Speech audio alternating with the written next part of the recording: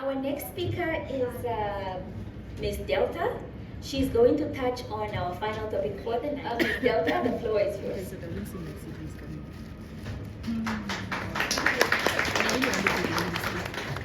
Good evening, ladies. Good evening. I'm glad to be the last speaker. So my name is Delta. Before I start, I just want to give a disclaimer, all right? So on the 13th of September, I remember these days vividly well because that's how crucial they were to me. So on the 13th of September this year, I was sitting with a group of ladies and we were deliberating on who to invite as possible speakers for an event that we were planning to have, right? So as we sat around and looking at the topics that we had at hand, we were pinpointing names of who will be best suitable to tackle a certain topic. I like the fact that the phones are out. It means I'm saying something good. You guys like it? Okay. Anyways, so we went on and on, and we went on and on. And during that conversation, I remained quiet because I was thinking too much. And the weird thing about me is I think out loud. When I think of something, possibility of me speaking it loud is very high. So in the midst of this happening, I said to the ladies, how do you know how good it would be? No, in fact, that is not what I said. I'm going to quote myself, and I said, I can't wait for the day when people sit around a table and pinpoint my name to be a possible speaker for their event. That was the 13th of September 2020. On the 24th of the same month, I went on a trip, I went for a sleepover with two of my friends. And we played a game, a very, very interesting game that was basically teaching us just to know a little bit about who we are as individuals. And one of the questions that was posted during this game was, what is your best 3 wishes? And one of my wishes was still to be mentioned around the table. So the next morning, it was a Sunday, the 25th of September. I know the dates, ladies, I know. On the 25th, in the morning, it wasn't even 10 o'clock yet, and I was still in bed. So I was contacted by one of the ladies, the organizers from the Women in Business Network, and she said, no, we just wanted you to be a speaker. I was like, you're lying. I was like, there's no way. She later convinced me that there was a way, and I ended up believing her. So after we were done talking, I remember crying. I'm a crybaby, but this was tears of joy. I remember crying, and I cried for almost 5 minutes. I was telling God, it's not possible. There's no way. But you know, God is a God of impossibilities, right? So after I was done crying, then later I was like, but it is possible. I wished for this, and you granted me the wish. So now that we are here, what am I going to tell your ladies? I said it in my native language, and I said, which translates to, dear God, what am I going to tell your young ladies and women? God was taking too long to answer. You know that God takes long to answer sometimes. I had already forgotten that He just answered me. Yesterday's wish, He granted it to me today. Before He could answer, I said, you are the one that made this possible. So you will have to find me something to tell these ladies. All right? So you guys are going to clap for me because, one, I am living in one of my biggest wish, number one. What?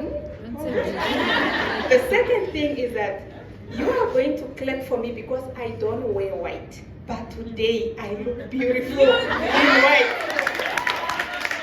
We are not done. Wait. You might just finish the clapping. Number 3, you are going to clap for me because I am definitely going to tell you guys something. So please, let's go ahead.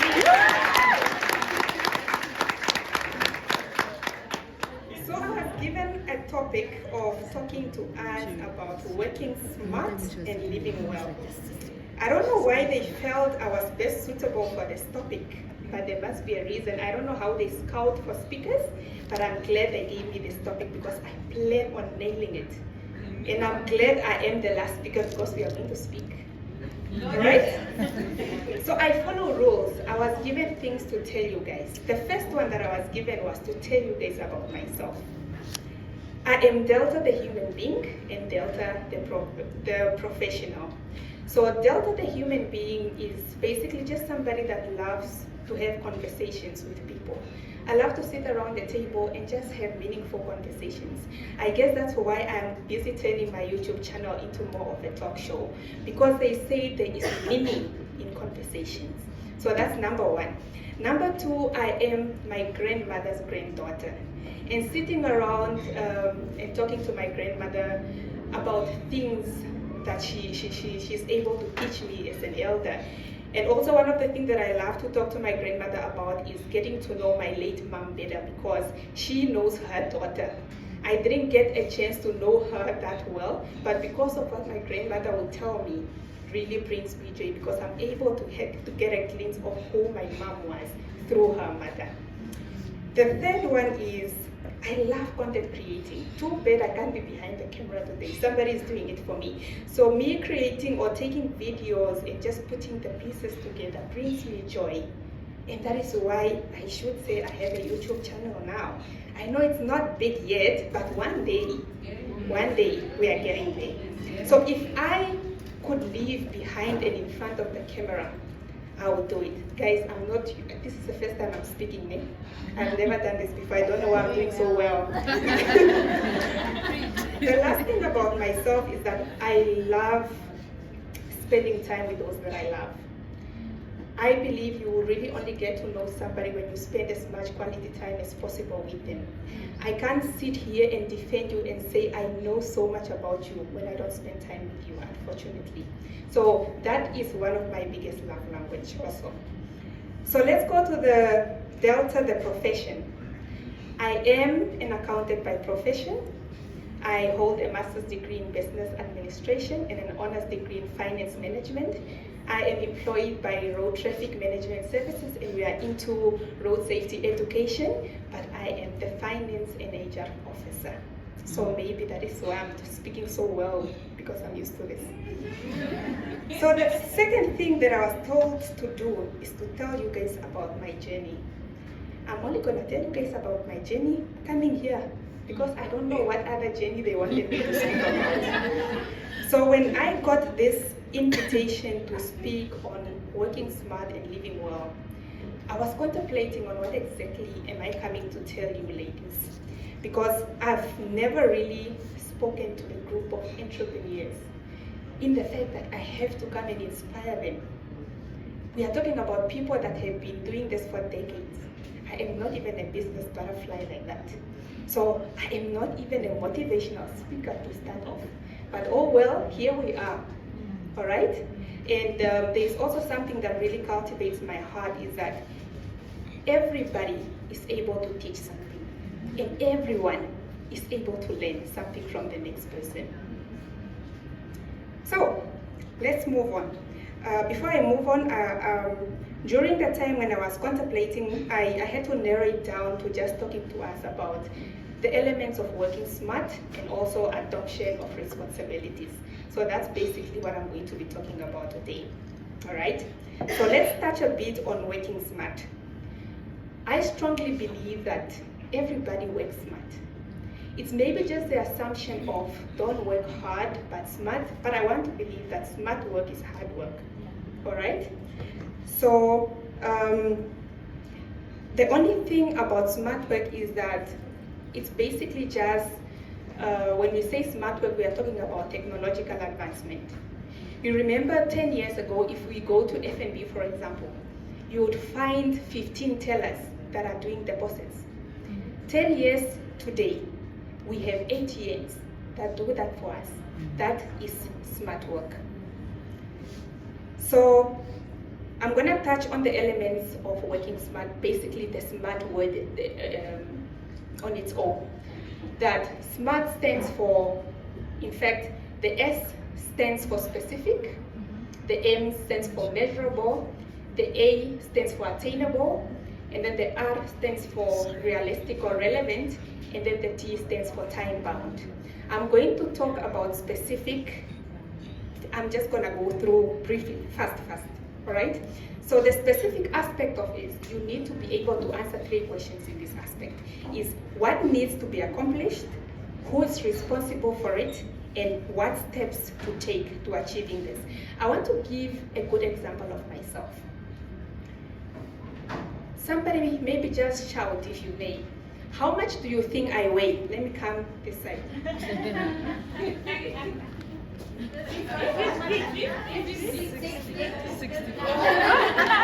So, how much do you think I weighed 2 years back? I like it. That means I'm not gonna get old anytime soon. So I was always, 2 years ago, I was a 43 kg girl. Okay. Yes.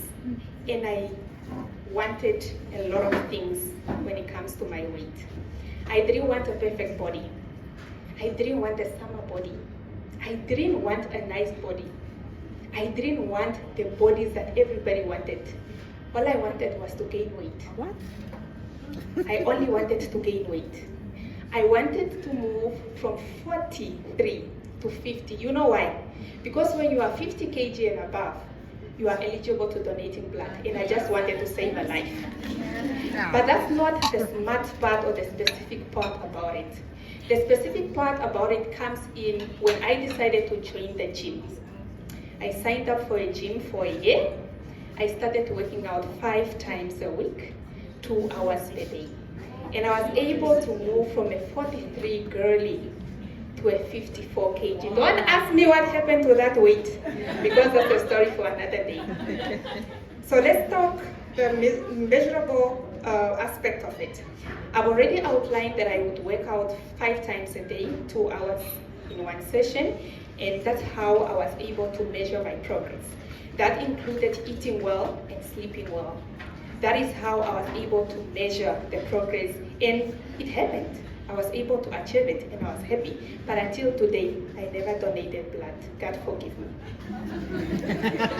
Then we come to the attainable part of it. That's one I want to make a very good example. When the ladies printed the first poster of the speakers, there was Miss Ada, the makeup artist. You guys know her?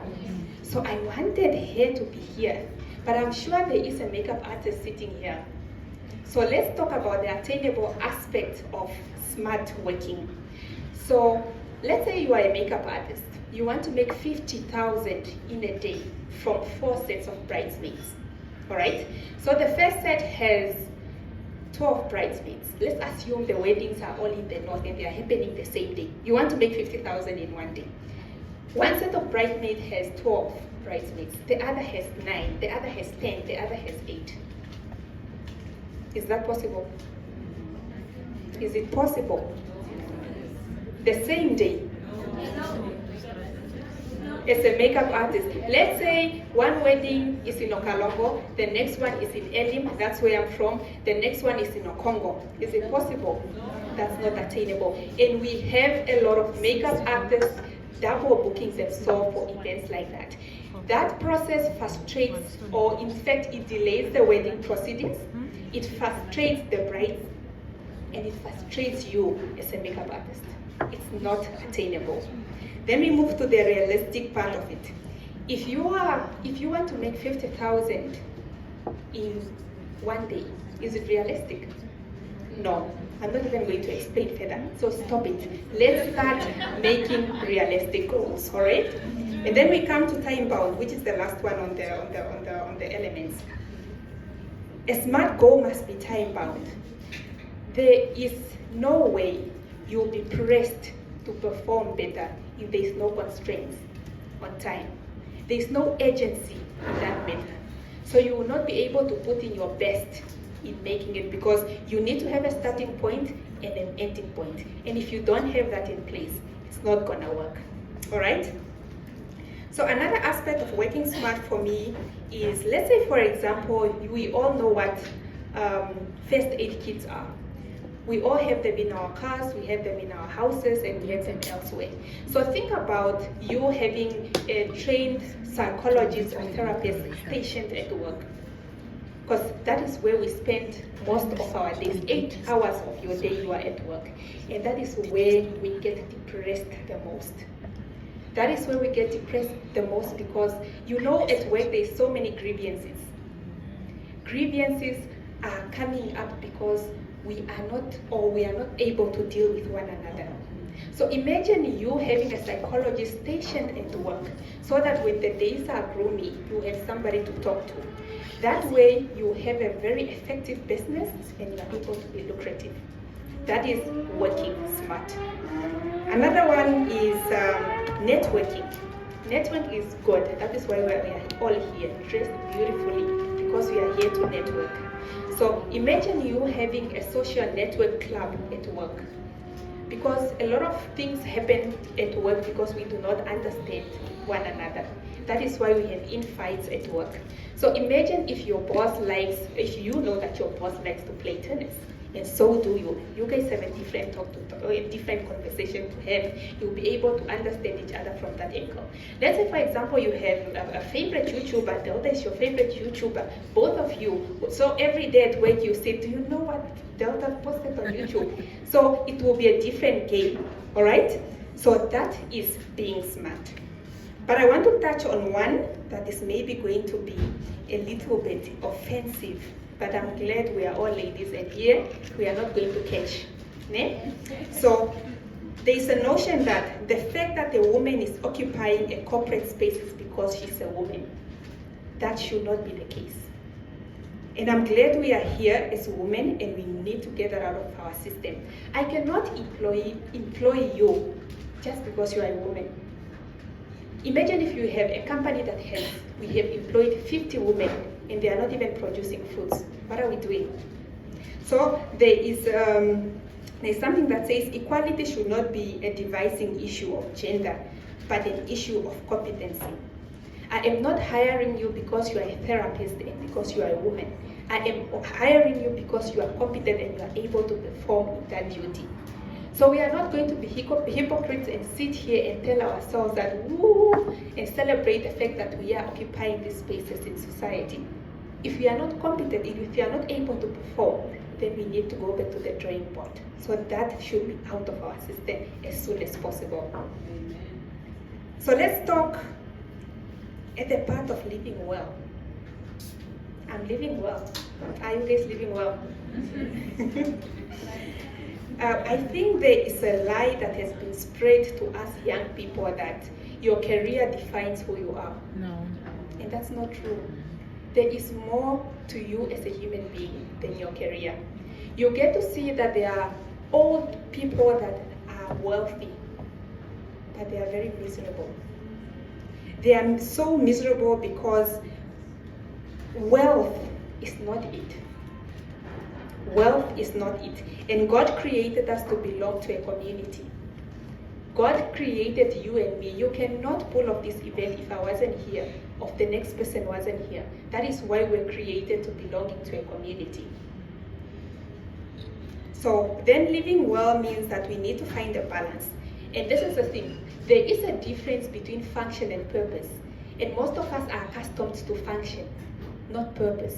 That is why you know that you need to be at work at 8, process invoices at 9, do bank recons at 11, 5 o'clock you go home. That is not purpose. That is just function. All right? And function can be exhausting. It exhausts you.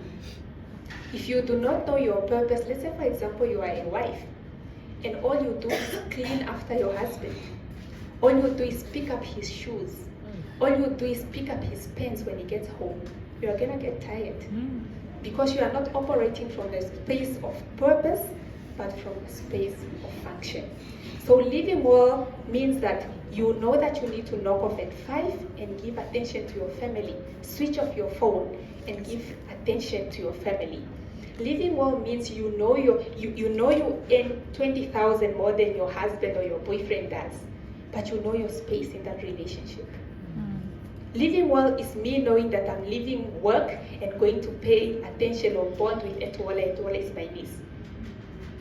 Valuable things don't cost money. Spending time with those that you love is the most valuable thing that you can ever. And that means you'll be able to live well in that regard. What else do I want to say? Okay, Yeah. I'm moving fast. I was told to tell you talk to you guys about the techniques I believe in. I believe there is joy in adopting responsibilities. And when I talk of responsibilities, I mean responsibilities bigger than myself. When you adopt responsibilities that are bigger than yourself, you'll be able to tolerate yourself. Imagine you have a child, and tomorrow when you wake up, you are just like, there's no way I'm getting out of this bed to go to work. But then you remember, that child needs to be provided for. If I don't get my beautiful booty out of this bed and go to work, who's going to do the work? Who's going to provide for my child? So that is you adopting responsibilities that are bigger than yourself. That is one of my techniques that I believe in. The second one is that I have learned to live within my means. And when I talk of means, I'm talking about my financial means. And ladies, the pressure is getting worse, especially for us. Every other girl has an iPhone 13. I have an 8 Plus and it's doing so well for me. Every other girl has an iPhone 13 and they are now moving to iPhone 14 Pro Max. Every other girl is going to Desert Grace with their friends for holiday. Every other girl is a fluffy artistry for their gel ballers. Every other girl getting married is doing their dresses with Roberto. Always. Every other girl is going to Slay by Tia for their makeup. Every other girl is having, what is it, the 360 wig, what? No. Yeah, it's the one I have on. I don't even know what to say. Every other girl is going to Yahweh Designs for their dresses, and I am also dressed in Yahweh Collection. I'm just here to expose myself. So there is nothing wrong with the vendors that I just mentioned. In fact, they are one of the best we have in the country. That is why the whole Windhoek and the whole Namibia is flocking to their doors, and they know it. And most of them have gone international.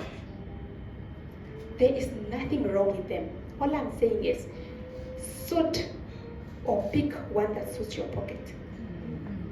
There are thousands of hairdressers. There are 1,000 makeup artists. There are 1,000 designers. If fluffy doesn't suit your pocket, somebody else will. And that is what you should go for.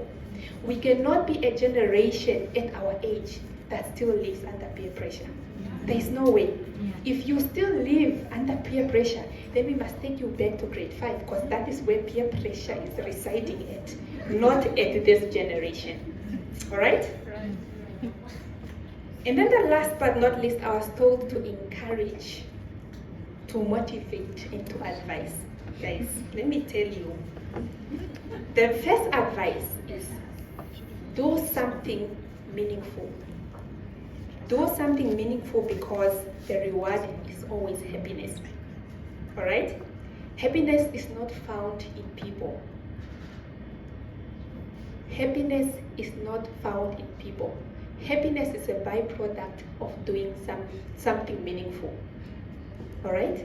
Let's give a recent example. The guy that gave the 8,000 back to the old lady. The guy that gave the 8,000 back to the lady. Remember, this lady was going to buy a coffin. This guy found no happiness in using that money. And remember, when he returned the money, all the lady did was give him $30 and she said, "Thank you, may God bless you." That is meaningful. Another good thing about that story is that when the story got to the media, guess what happened? This guy scored himself a job. This guy scored himself a tray of eggs. This guy scored himself $9,100. But this is the one thing that touched me the most about this story, is the fact that the man that gave the tray of eggs, he said, "I could only give him the tray of eggs because that is what I sell." For those of you that remember the story in the Bible where there was a wealthy man that was giving offering, because he was so wealthy, he gave so many coins. And then there was a poor woman that gave 1 coin, and God said, the man gave less because he gave out of abundance. This woman gave more because she gave from nothing. So imagine sleeping on a 5,000 bed that you bought with money that was going to help lay somebody to rest. Are you going to have rest on that bed? I will not. So, and you think that man is not happy. He is living a happy man right now because of his generosity. So let's do something meaningful because the reward is always happiness. Another thing, and the last one, that I need to encourage us is that whatever happens as a consequence of truth, it is always the best. Whatever happens as a consequence of truth, believe it, because that's the best outcome. If you want your business to be successful, if you want your business to thrive, because there is a lot of business women here, try to tell the truth, or at least don't lie. If you kill somebody today because this person killed your child, and I come to you and I tell you, you are a murderer. You are a murderer, and you're going to get angry because you want to justify your reasons for killing. But that doesn't take away the fact that you are a murderer. It doesn't take away the fact that you are a murderer. Feelings change, but truth doesn't. So 5 things or 4 things that I'm going to leave with us. I'm glad she's standing because I'm done. 5 things. Adapt responsibilities that are bigger than yourself. Number 1, have a set of moral values. Happiness is not found in people. It is a byproduct of doing something meaningful. Obedience is better than sacrifice. That's what God tells us every day. Happiness, or whatever happens as a consequence of truth, believe that is the best outcome. So with that said, ladies and gentlemen, let's go out there and work smart and living well. So help us God. Thank you so much.